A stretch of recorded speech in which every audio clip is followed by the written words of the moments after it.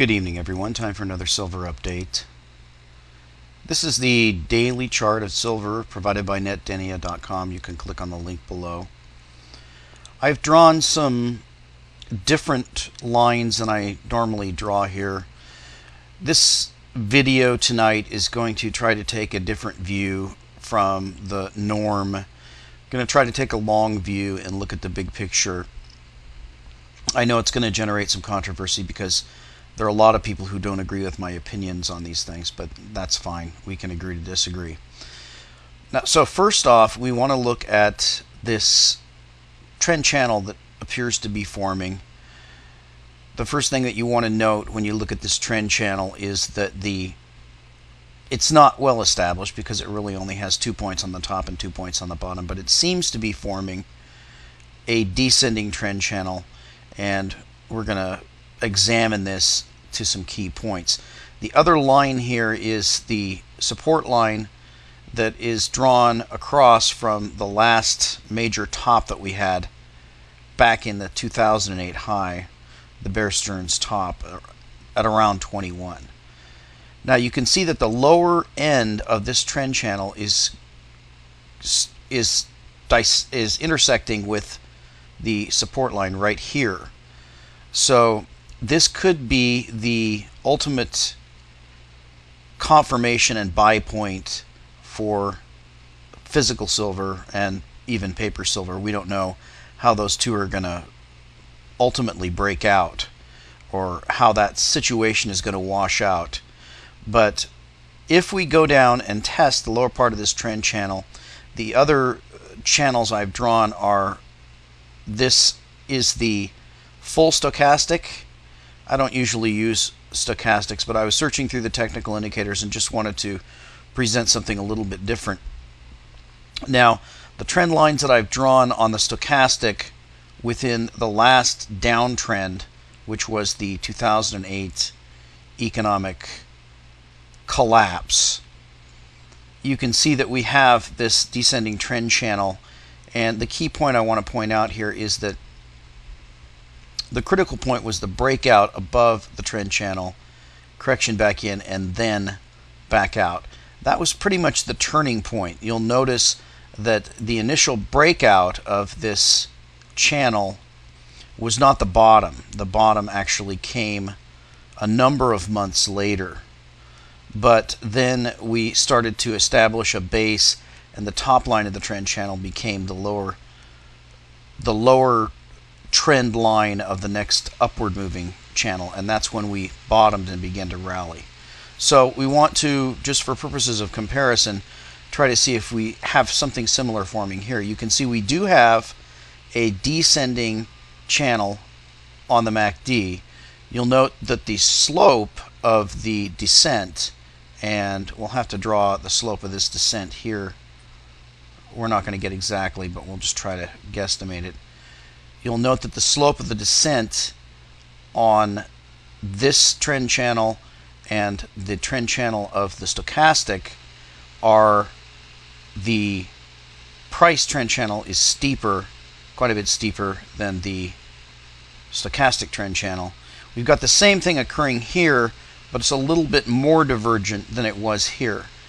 The price trend channel is downtrending at a much sharper slope than the stochastic trend channel. What that means, I don't know. That's for better technicians than I to figure out. But the key points we're looking at is the bottom line of the stochastic trend channel. If we get a test of this 22 price or 21 price down around in here, which is ultimate long-term support and trend channel support, then we will obviously get a print on this, or most likely, I can't say obviously because it could rally and then not go down, but most likely we would get a print of the full stochastic lower than any print that we've had, except for perhaps this. I've drawn a baseline from the very low that we achieved in 2008. So that's going to be the bottom line we're looking at, is this support line in the full stochastic and then the trend channel, which actually goes off the chart. So long term, we're still looking for a bottom to be put into place, and we're just looking at different indicators to try to predict perhaps when that bottom will be put in. Now ultimately we're looking at a much higher silver price, and we're just trying to gauge potential buying points. And of course, if you're stacking, it really doesn't concern you that much. You're just stacking when you can, and hopefully you want to stack when the prices are low and just average in. But I want to get to the main topic, and that's going to be the long-term outlook for silver and for the world economies. And I wanted to correct some false impressions that people have about silver and about my position about silver. And I want to start off with jumping over to my blog, and there's the latest from Bix Weir, and he's covered the Ron Paul money bomb. That's going on today, and I don't think he's getting quite as much money as he expected, but times are tough, and he's approaching $3 million. So I think he's going to make the $3 million mark. I think $4 million was his goal, and I believe they did $6 million in the last election, so he's going to do about half. That doesn't really look good for his campaign, but I heard on Hannity on the way home that Hannity is kind of timidly predicting that Ron Paul may actually win in Iowa this year. So if you haven't donated to Ron Paul and you believe in that sort of thing, you still have a chance to participate in this money bomb. The reason why I brought up this money bomb is because I want to talk about a silver money bomb. But so that's Ron Paul. Now the chart I wanted to show you that's on my blog is a chart that I posted yesterday, and this is the MCX. It's India's futures and options commodities exchange, and this is the trading volume. This was something that someone posted over on Zero Hedge, and I managed to find it, and it really is striking, the increase in the volume on this. You can see it's gone from a very low 500,000 to less than a million contracts all the way through. This is actually through 2010. You can see just this year, just 2011, it has absolutely exploded. You can see that the volume has more than tripled if you go by this million mark, and if you go by this 500,000, then volume is up sevenfold in silver. And in gold, you can see just from the beginning of the year, gold is up fivefold. Now, is this paper gold? Probably. Are people taking delivery of these contracts? I don't know. I don't know enough about the MCX to tell you. But this is an absolutely stunning picture of what's going on over there. And that's the main topic I wanted to cover, is the long view.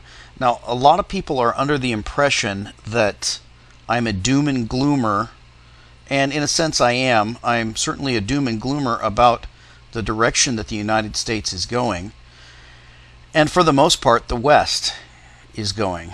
But I'm certainly not a doom and gloomer about the East, because I agree with Jim Rogers. I think Jim Rogers is correct. I know a lot of people are going to disagree with me on this point, but I do agree with Jim Rogers that China and the rest of Asia is at the beginning of a 100-year growth cycle, and we're just at the very beginning of this.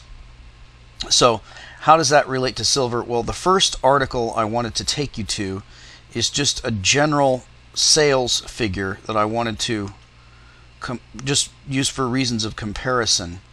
And before I get into this, I wanted to lay out the major point that I want to make, and that is that a lot of people think that silver bugs and people who invest in silver and people who believe in the silver story are these bearish, doom and gloom, very negative types of people, and actually it's not the case.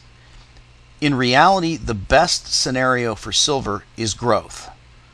The best scenario for silver is a recovery, maybe even money printing, I don't know, but whatever it would take to recover the global economy. If that occurred, the price of silver will absolutely explode. Now, you can see in this article, you've got an Asian woman talking on a cell phone. If you remember my video last night, I admit I don't even like them and I don't use them, but I'm old school.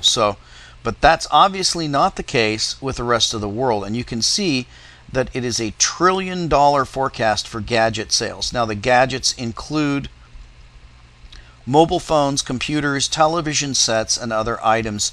They are expected to rise 10% in 2011. And even though we've gone through a big downdraft in the economy, these sorts of numbers haven't turned around at all. Now, this is doubly bullish for silver because silver is used in all these items. But not only that, it shows that the growth of these economies, these people are going to be wealthier. And if they do decide to invest in silver, there isn't going to be anywhere near enough silver for them to invest in it and to continue to buy these gadgets.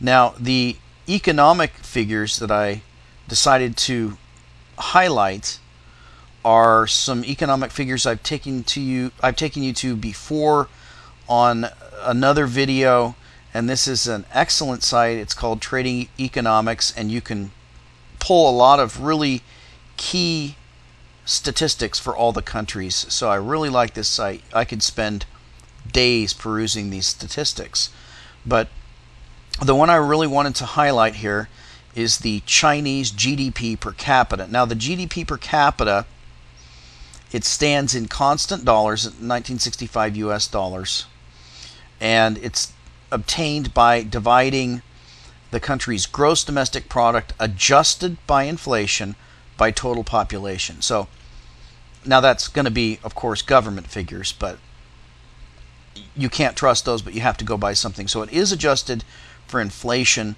and this is the Chinese growth that has occurred.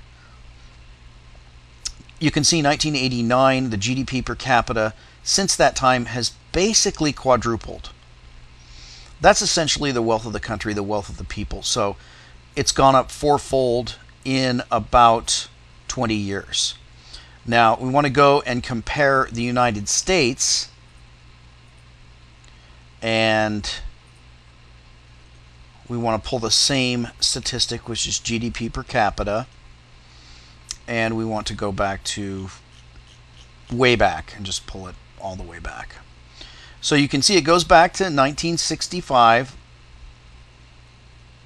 just like the other one did. Well, this is 1960, but they're close enough. And you can see that over the course of the last 50 years or so, the GDP per capita in the United States has more than doubled, and this is adjusted for inflation, but has started to round off on the downside. Now this is one of the most severe. We had one in 1980, a little bit in the 70s, and the beginning of the 90s, not really in 2000. This was the Bush recession, and this is the current recession. Although people say that it's over, you can see we're still rounding down. So the relative wealth of Americans really hasn't increased that much. Remember, this is just GDP per capita, and this is just the inflation-adjusted figures. Actually, the standard of living, in my opinion, is declining in the United States. The United States is on its way to being a third world nation. But that's not the case in China. As I showed before, China is growing rapidly, and India is doing the same. Those charts I showed you for silver growth in India, that's people having money, that's people being wealthier, that's people buying investments, and that's people buying consumer items like these gadgets. So let's go to a closer in view, because I wanted to show you one more thing about China. And let's just do the Chinese GDP per capita, and we'll get a closer view than this long view that we had. Now, the thing that really stands out here is you can see the growth just since 2000. The big thing that stands out is that there isn't a pullback at all. Now, I've been listening to China bashers, and don't get me wrong, I'm not in favor of what the things that China has done, especially slave labor conditions and other things like that. This is a very big picture view. If you will recall, in the United States, we don't have the best history as far as those things as well. back in the 1800s, and when Upton Sinclair wrote his book about the horrible conditions in the manufacturing in the United States, as well as the child labor that we had, it was also horrific. That was during our growth phase in this history of this country. Now, I'm not excusing that. I'm not saying that it's okay. I'm just saying that it happened here as well. So a lot of China bashers like to cite that. But nevertheless, the growth in China has not slowed down in the least. And they have been predicting that it would crash, the Chinese economy would crash. It hasn't crashed. And I don't really want to get into all of the debates about free trade and free market economics. Let me just summarize by saying this. The great turnaround that began to occur in China began under Deng Xiaoping. And the major reform that changed China from a communist, totalitarian communist, completely repressive, and just poverty-stricken nation was when Deng Xiaoping lifted the restrictions on the family garden. And the restriction was that people could not grow their own vegetables and fruits and whatever they grew in their family gardens and sell them. But what Deng Xiaoping did was that he lifted that and he allowed the free market to come in to just that little area. From that point, it grew, and it grew to a lot of things, and we have the things that we have today. So in a lot of ways, China in the lower areas of the economy is actually much more free market than the United States. It's very easy to open a business in China. It's virtually impossible to open a business in the United States.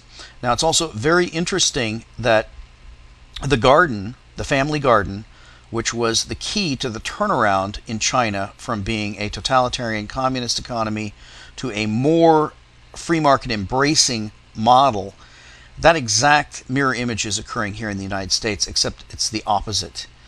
It is beginning with the family garden. So now we're seeing totalitarian government invaders come in and raid gardens and raid things like that. So we're going the exact opposite direction that China went, which caused their economic boom. And obviously, I believe that this country is going to go into a tremendous secular decline. And to be perfectly honest with you, if Ron Paul doesn't win this next election, I will be seriously considering leaving this country. And obviously, if I have to, I'll have to renounce my citizenship to escape the long arm of the IRS. So, and of course, Jimmy Rogers put his money where his mouth is. He moved to Singapore. He explained it in a recent interview that he did that because he wanted his daughters to speak fluent Chinese and Mandarin, and he honestly believes that China will be the next leader of the world for the next century. So I agree with him on that. I think all the economic figures show that that's going to be the case, regardless of all the moral indignations that you have about that country and have about this country.